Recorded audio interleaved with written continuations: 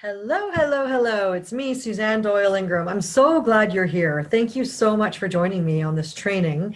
It's going to be really great. I'm going to teach you the 1-hour book writing blueprint. So first of all, my name is Suzanne Doyle-Ingram, in case you missed it, and I'm the CEO of Prominence Publishing, and I'm the creator of the Expert to Author program. So over the last 7 years, I've helped hundreds of people write books, and I absolutely love to be able to do that. And I put together this training for people who, first of all, I work with mostly entrepreneurs, business professionals, coaches, and consultants. So if you're someone like a realtor or an architect or a life coach or a midwife or anyone that provides services and wants to have more clients, then this training is going to be perfect for you, because I truly believe that having a book that positions you as an authority and as an expert is the best way to attract clients to you, because they come to you pre-sold on who you are and what you do. So without further ado, let me grab I'll just share my screen and we'll start my presentation. So just hold one moment. Here it is. And so I'll just share this with you, and we'll just click start. And then we'll be able to go from there. So this is the 1-hour book writing blueprint. You can still see me, I think. Hello, I'm still here. Let me just start hold on one second here.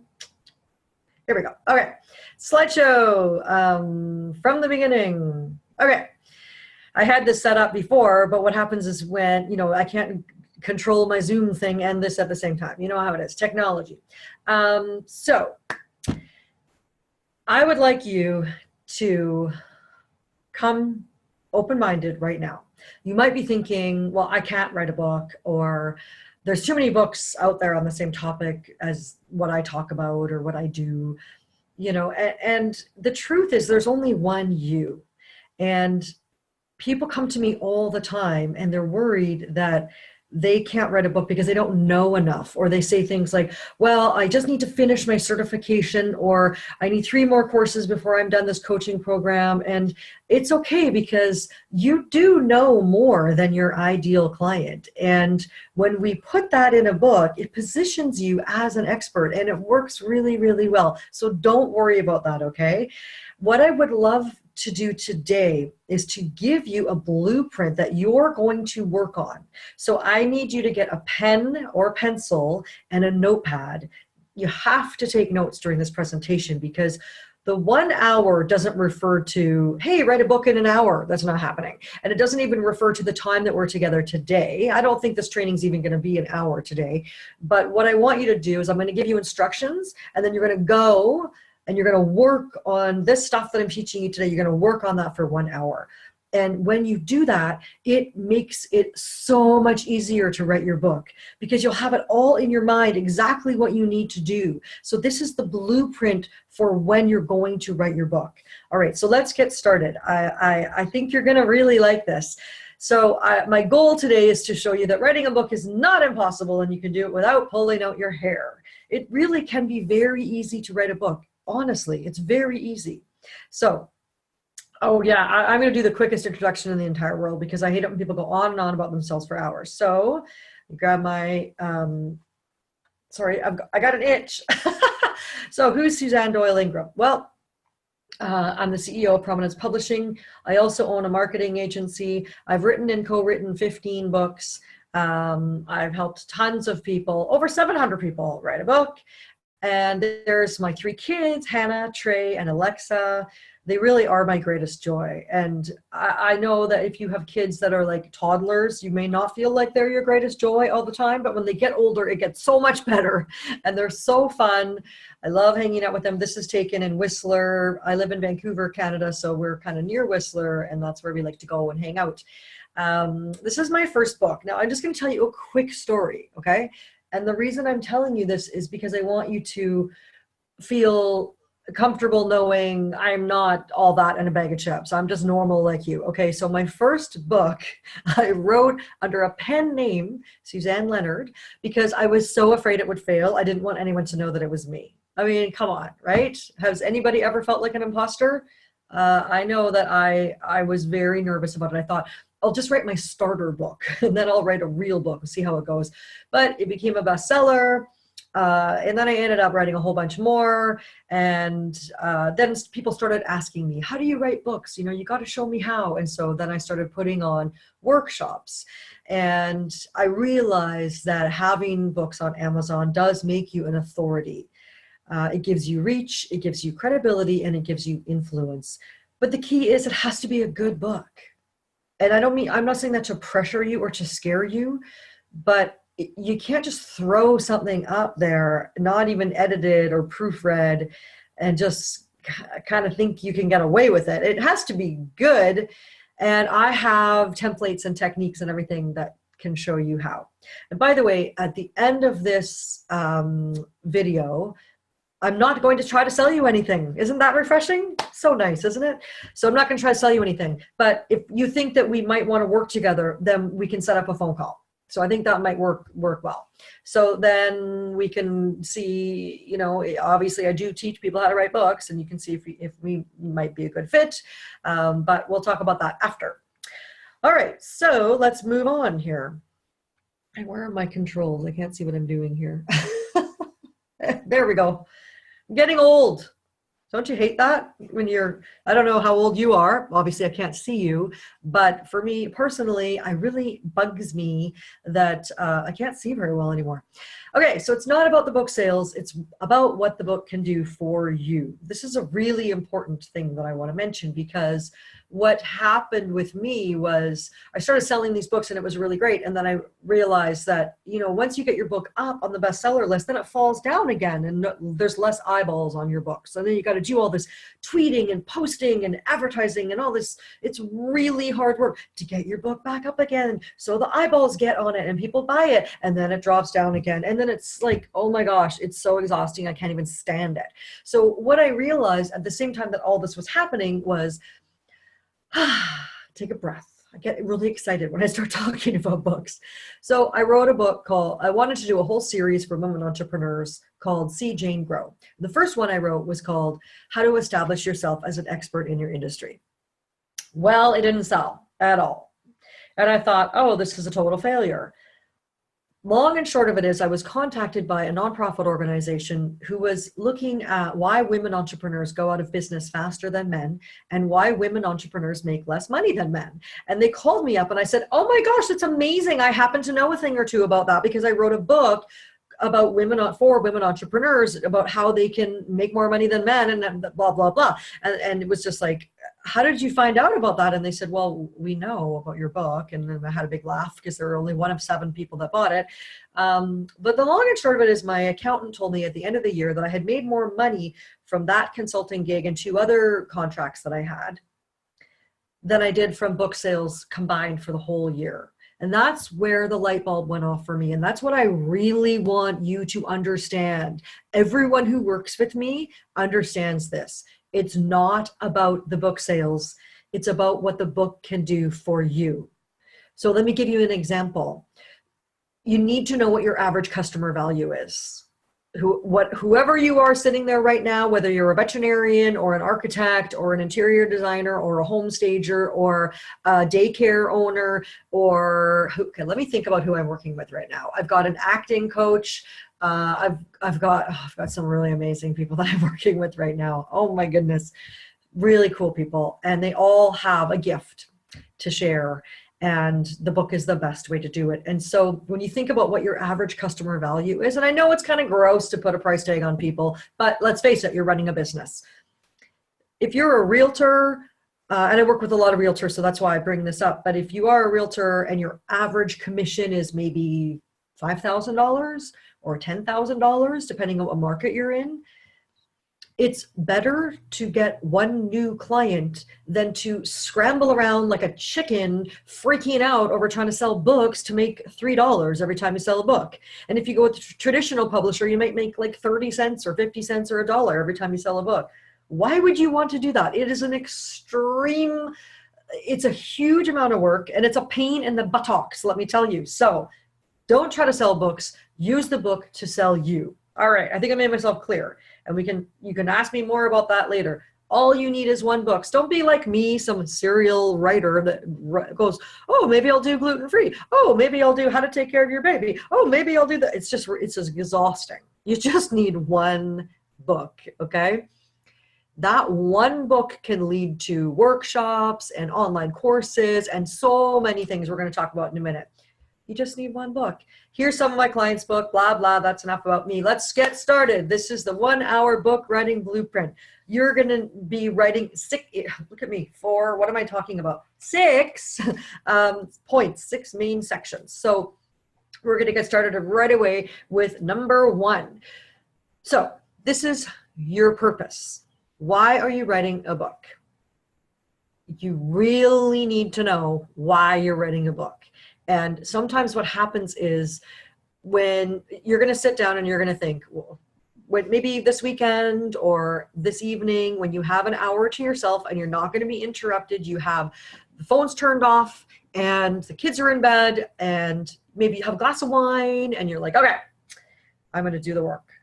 Why am I writing a book? And you've got to be honest with yourself, okay? Because it won't work otherwise. Maybe you're writing a book because you want your parents to be proud of you. And that's okay. I see that a lot. Or your spouse, or you want to prove to people that you're smart. You want to prove people wrong who told you you could never write a book, or people who said you're not good enough. How does that feel? Maybe you're writing a book because you want to prove something. Or maybe it doesn't go that deep. Maybe you're sitting here thinking, I just want to write a book so I can give out a copy to my clients and have them think I'm the bee's knees and want to hire me. And that's good too, okay? I think you need to get really clear on this, because if what comes up for you, if you feel, I want to write a book because I want to be on Oprah, then I gotta break it to you, Oprah's not calling. And I'm sorry that might seem really harsh and really rude, because I'm sure your book is awesome. But if you go about it that way, you will be disappointed. You're not writing your book for Oprah. You've got to write your book for your target audience. And I'll get to that in an upcoming section. So ask yourself, if you do feel, you just really want to be on TV. I just want to be on TV. I have people come to me all the time and say, Suzanne, please, I want to be on TV. I say, okay, why? Let's look at why. It's really interesting to examine that, okay? So you've got to do the work. You think about why you are writing a book, all right? And then put that in your notepad, and you can write down like 50 different bullet points, just whatever comes to mind, write your book. All right, the next thing is your plan. What will you do with your book? And I want you to just fantasize and just think about it. What will you do with your book? And I know that maybe you don't know right now, because I always say you don't know what you don't know, right? That's what I'm here for. So imagine if you had a book. What if you could give a copy of your book to every single previous client that you've ever had? And you said to them, in a very modest way, okay? I believe in what I call the modest brag. You just say, let's say the client's name is Jane, and Jane had a good experience working with you, and you get to see her in person, or you call her and you're going to mail it to her, and you say, Jane, this may sound really strange, but I recently wrote a book. And then you pause, and she will go, what? You wrote a book? Oh my, that's amazing. She's going to be all excited for you.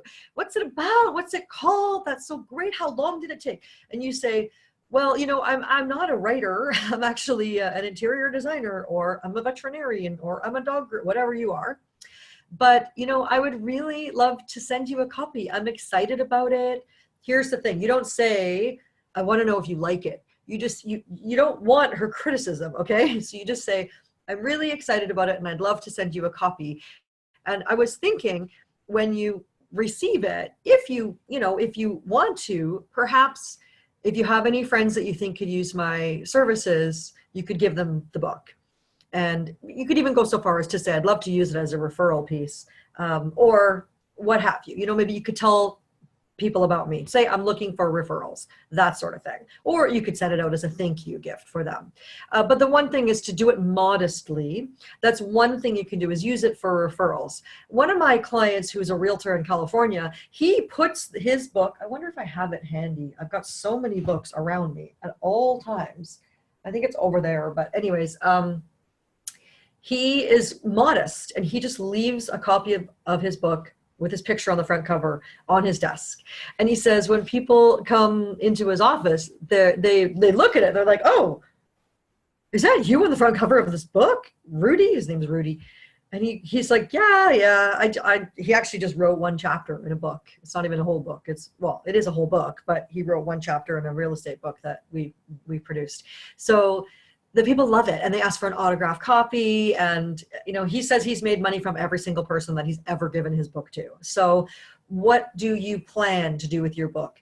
Now, some people might plan to sell the book at events. I have another client, Natalie Plamondon Thomas. She orders books by the hundreds and she sells them at events. She's a big speaker.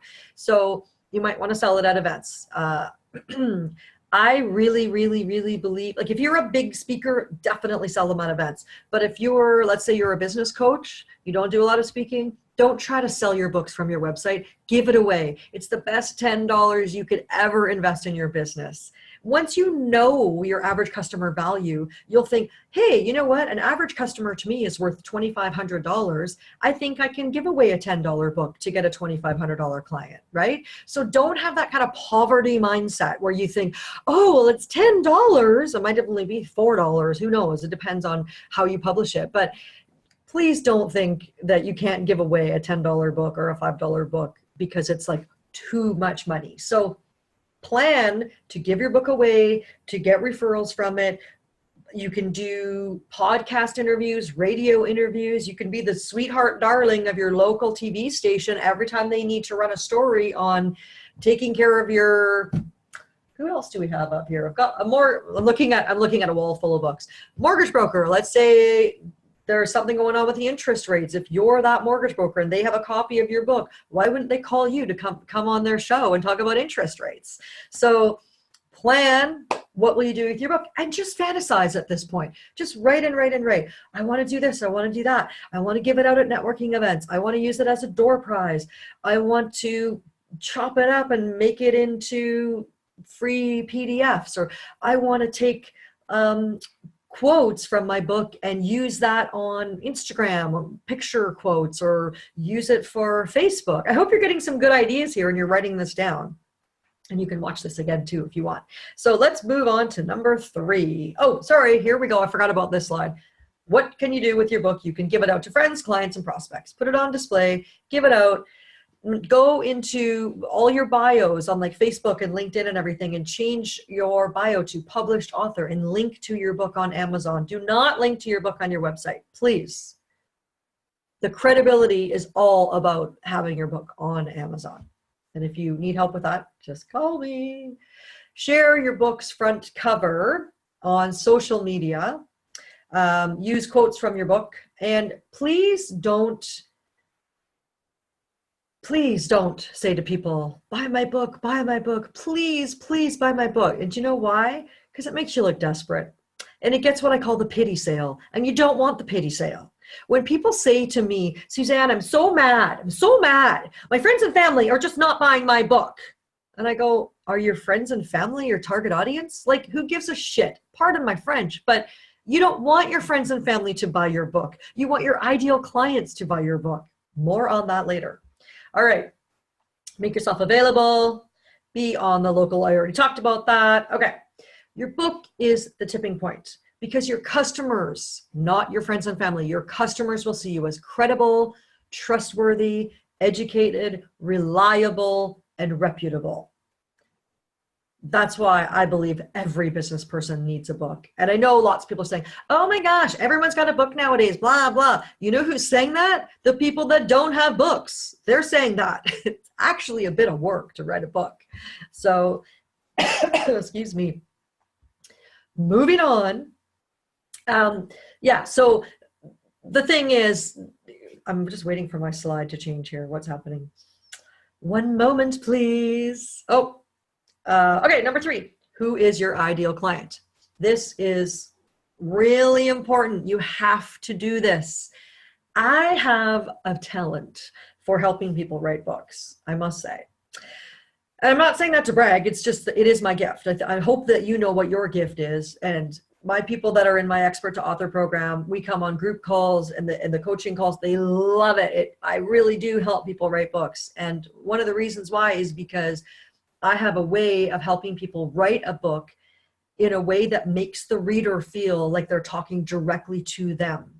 I'm going to give away my trade secret here. It's all about knowing who your ideal client is and then writing to that one person. Never write to many. When I read in a book, hey, all you guys, I'm thinking, oh, there's nobody about here but me. Like, who are they talking about? Don't write to plural groups of people. Just write to one person. And here's a tip for you when you're doing videos as well. It drives me crazy when people go, hey, everyone, how are you all? It's only one person watching your video. It may be 100 people, but they're all in different places. There's not like a group of people together watching your videos. So just write and speak to one person. That's a big tip for you. You might not agree with me. You might think, oh, Suzanne, you're so dumb. You don't know what you're talking about. Actually, I'm not. And I do know what I'm talking about. You just want to write to one person. Believe me, because when people read your book, they're going to go, oh my gosh, she's totally, how does she know I was thinking that? So you need to know the age of your ideal client, the gender, where they live, what their hobbies are, their interests. So literally, her name is Gloria. She's 47 years old. She has 2 kids, a boy and a girl. And the obviously, you know, you could go standard, like the boy plays hockey and the girl does gymnastics. Or you could think, no, actually her son does ballet and her daughter plays hockey or whatever, right? I want you to get that specific. Like you know her. You might even choose someone that's already worked with you. That's what I do. I have a client that's already paid, not somebody who's a looking lead that is just thought about working with you, but someone who is a bit of paying customer. And you think about that person. You think about what keeps them up at night. What is she worrying about? What can I help her with? So, for example, if you were, let me think of a job, someone who might be watching this video. Let's say you're a coach, right? You're a business coach, and your ideal customer is a woman. She's 35. She has young kids, and she's, you know, running a business, but she's really stressed out because she's tired and you know, she can't seem to make enough money. So think about how you help people and what is the problem that you solve. That's going in your book, okay? So by the way, this lesson today is not your outline. I have 3 lessons on writing your outline. The outline's very, very important. This is just to get the juices flowing and to get you started thinking about what you need to do before you write your outline and before you write your book. So think about what problems that you solve and, you know, what's the transformation that your clients have after they work with you. And then ACV stands for average customer value. You have to know that number. Even if you never write a book, you never want to work with me, and you turn this off right now, you need to know your average customer value. And I'm so passionate about that because if you don't know what that magic number is, you can't possibly know how much money to spend on marketing to get a new customer. Some people come to me and they say, oh, you know what?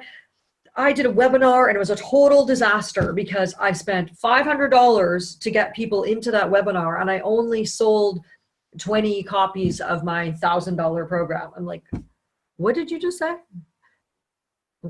So you just spent $500 and you made $20,000 and you're mad? No. Okay, so you've got to know what your average customer value is. If you don't know how to figure that out, a quick way of doing it is just pick 10 people that have worked with you in the last 6 months, add up how much money you made, divide that by 10, that's your average customer value. Or you can ask your bookkeeper or your accountant to do it for you. All right, so think about what problems you solve and even what language they use. What thoughts go through their mind. I have more training about this in my expert author program.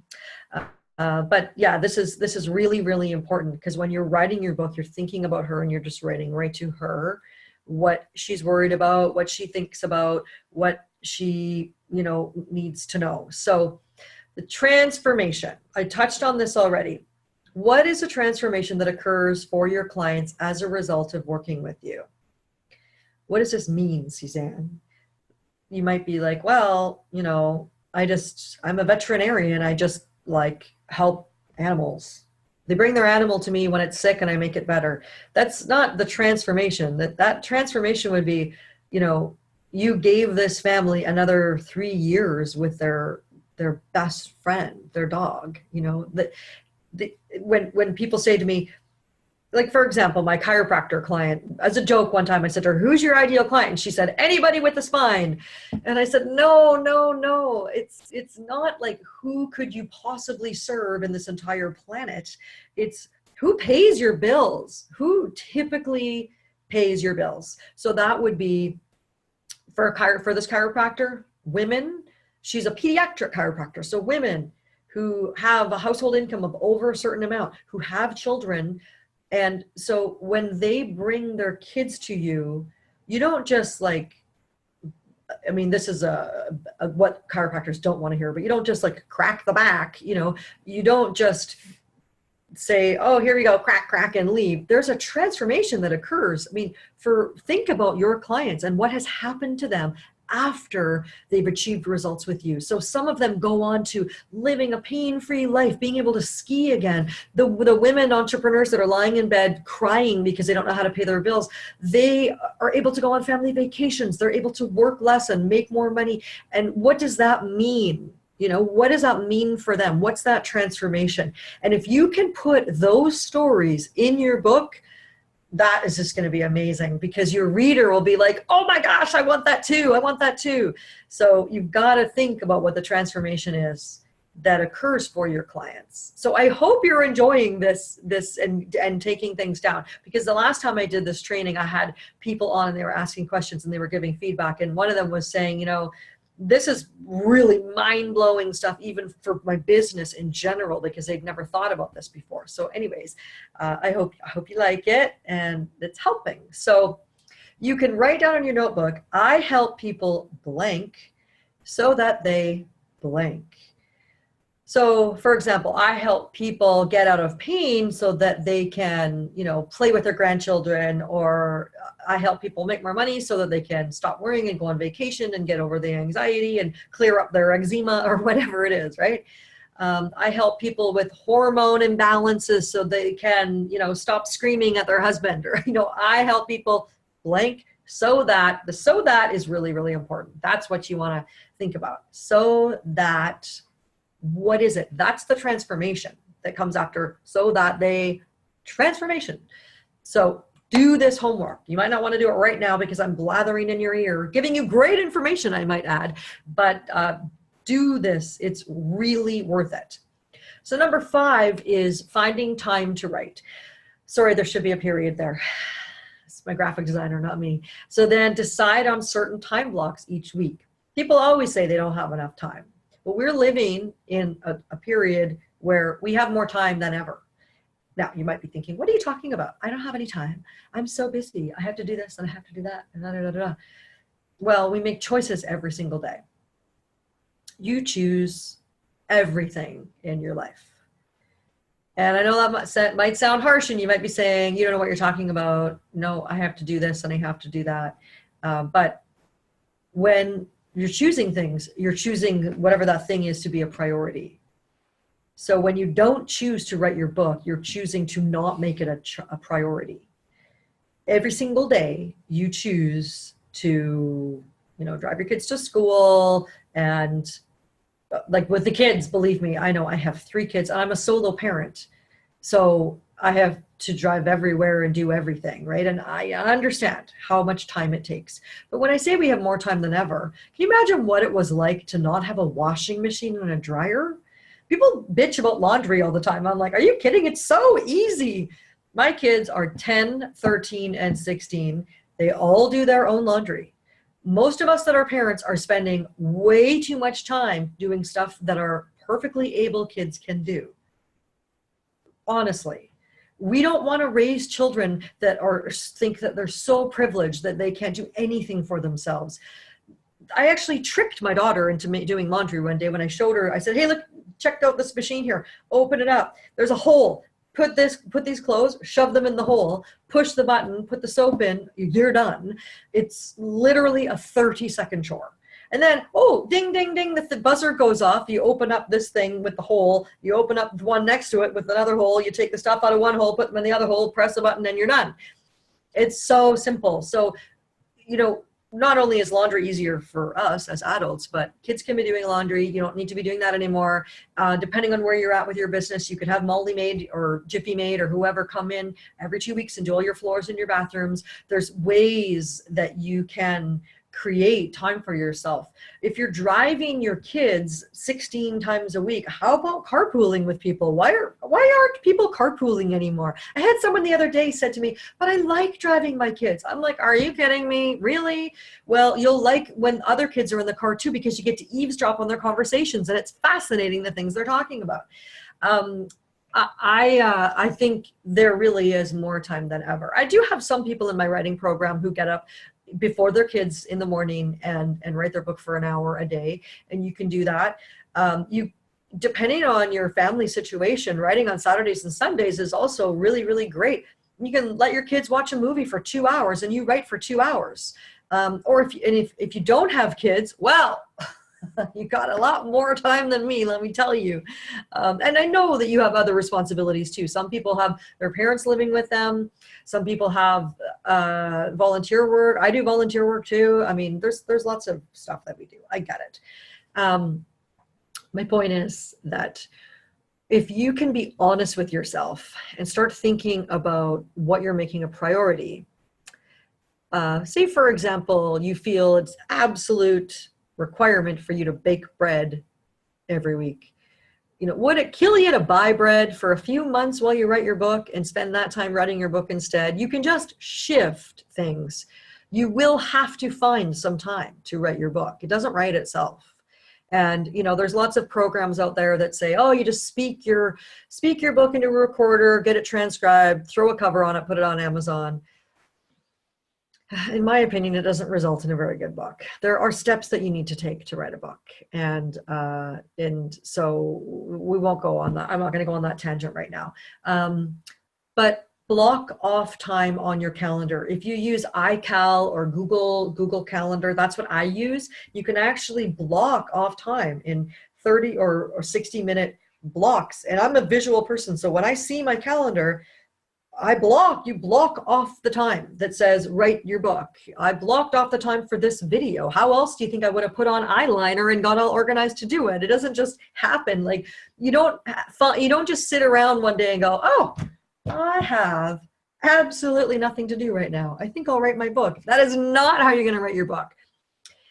When you find that you're not working on your book, go back to your purpose, why you're writing your book. And really think about that. You need to know your why. And when you know your why, you can get down to business and write your book. So mark it off on your calendar. I kind of wish this was interactive right now because I'd love to hear your questions. But anyway, I'll give you a link to my calendar. If you want to talk to me about writing a book, then we can get on a phone call and can help you with that. Maybe you're already halfway through your book and you're looking at this stuff I'm giving you now going, oh, geez, I should have done this before I started writing my book. That's okay. That happens a lot. So don't worry. Oh, sorry, I went too far. Let me go back. Number 6 is, when do you want your book finished? So you're going to want to reverse engineer your book. And this is something that it always shocks people. They're like, what do you mean, when do I want my book finished? How could I possibly know it's going to be finished when it's finished? I'm just going to keep writing and writing and writing and writing, and then one day it'll be done. Well, you can be a little bit more strategic about it. Once you have the outline done really, really, really well, which is why I do 3 lessons on how to write your outline has to be totally solid. It's so solid that you're totally clear on what is going in your book. You know exactly what's going in your book when you have a solid outline. Then you can say to yourself, okay, well, this chapter, I think I will need about 6 hours. This chapter, I'm going to need about 10 hours. This chapter, only going to be about 4 hours, and et cetera, and so on. Until maybe you figure out it's 80 hours, 100 hours, 200 hours, maybe only 30 hours, whatever you think. I usually underestimate, to be totally honest with you. Because I think I can get way more done in a day than I really can. So then you look at, well, realistically, look at your calendar. How much time have you blocked off? If you're blocking off 1 hour a week, it's going to take you 2 years to write your book. If you're, it's literally how many minutes you sit your bum in a chair and write on your computer. It's not rocket science. That's what it is. It depends on how fast you can type too. And there are other ways of doing it. The recording method isn't all bad. Don't get me wrong. I mean, I teach that in my course in a different way, but that's how you reverse engineer it. If you need to have your book done by March 15th, for example, then look at the calendar and block off all the time. And that's a great way of making yourself do it. So you can't slack off and go, oh, I don't feel like writing today. When you use my technique of writing a book, you won't feel like that anyways, because you'll know exactly what to do all along the way. So let me just show you the entire blueprint here of the 6 steps. So we've got number 1, your purpose. Why are you writing a book? Number 2, your plan. What will you do with your book? Number 3, who is your ideal client? Number 4, what is a transformation that occurs for your clients as a result of working with you? Number 5, finding the time to write and blocking it off on your calendar. And then number 6, when do you want your book finished? Reverse engineer it and work backwards. So I hope this is helpful for you to kind of get an idea of like what you need to be thinking about before you start writing your book. Once you do all this, the next step would be to write your outline and get really, really clear on your outline. And then there's more to it than that, which, you know, as I mentioned, I have a program, a writing program, but I'm not selling you the program. What I think would be great is for you to do this and then email me if you have any questions about what comes next. But also, if you'd like to schedule a call with me, I do provide my some times on my calendar, and we can get on a phone call for 30 minutes and I can walk you through this and help you. And if it's a good fit for you to join my Expert to Author program, then we can talk about that too. But do know that my goal is to have you join the program. So I do have a lot of people that call me because they want free advice, and that's great. I do actually give a lot of free advice. But how I make a living is by teaching people how to write books. So sort of just keep that in mind. It's not a hard sell at all. Not at all, I promise you. The call will be very, very valuable for you and helpful for you, and I'll give you everything that I can. If we are a good fit and I think I can help you, sometimes I can't help people. Sometimes people, oh my gosh, I had someone once that wanted to write a book about a bomb, and I was like, sorry, don't really think we're a good fit. It was really weird. So sometimes it's not the right fit, but I'm sure that's not you. So I'll put the link down below, and if you'd like to schedule a call with me, that would be wonderful. And if not, that's totally fine too. I'll be sending you more information that will be helpful through email, and I wish you all the best with your book writing endeavors, and I know that it's going to change everything for you. It's just amazing to be able to become a published author and to have the book out there in the world representing you like a little soldier walking all around the town. It's just fantastic, and it will open doors for you that you don't even know are there. There are opportunities swirling around you right now, and you don't even know that they're there. So I thank you for your time today, and I hope this has been helpful, and I look forward to speaking with you soon.